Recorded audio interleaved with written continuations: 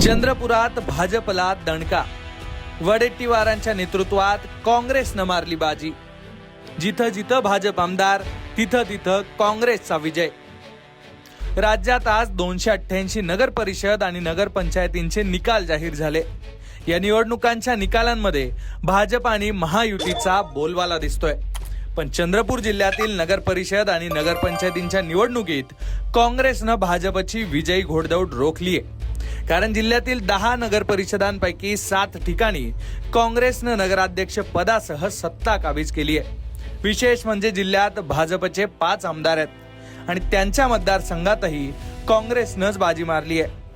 काँग्रेसच्या यशाचं सगळं श्रेय हे विजय वडेट्टीवार आणि त्यांच्या कार्यकर्त्यांना दिलं जात आहे. त्यामुळे काँग्रेसमधल्या या वडेट्टीवार पॅटर्नची सध्या चर्चा होते.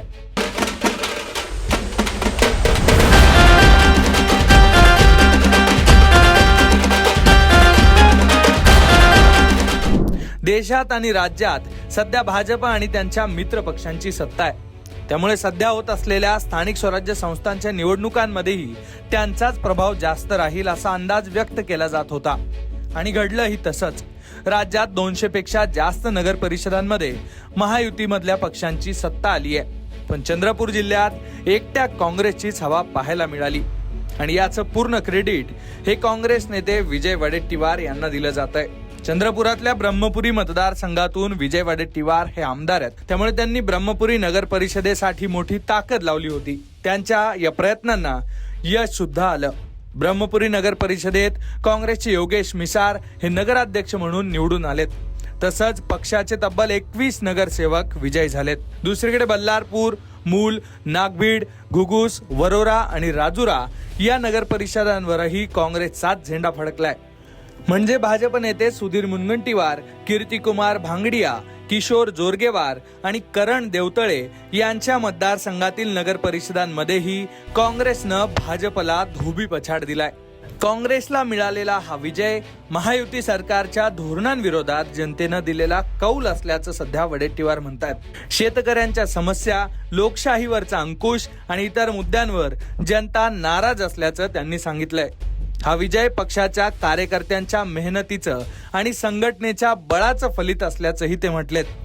काँग्रेसने विजय वडेट्टीवार यांना नागपूर विभागाची जबाबदारी दिली होती आणि वडेट्टीवार यांनी ती यशस्वीरित्या पार पाडली आहे. विशेष म्हणजे खासदार प्रतिभा धानोरकर, जिल्हाध्यक्ष सुभाष धोटे आणि इतर नेत्यांच्या साथीनं वडेट्टीवारांनी भाजपच्या या गडांना खिंडार पाडलंय.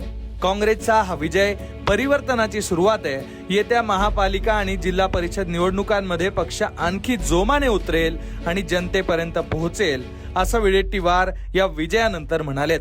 चंद्रपुरात मिळालेल्या या विजयानंतर काँग्रेस कार्यकर्त्यांनी गुलाल उधळला आणि फटाके फोडत जल्लोष साजरा केलाय.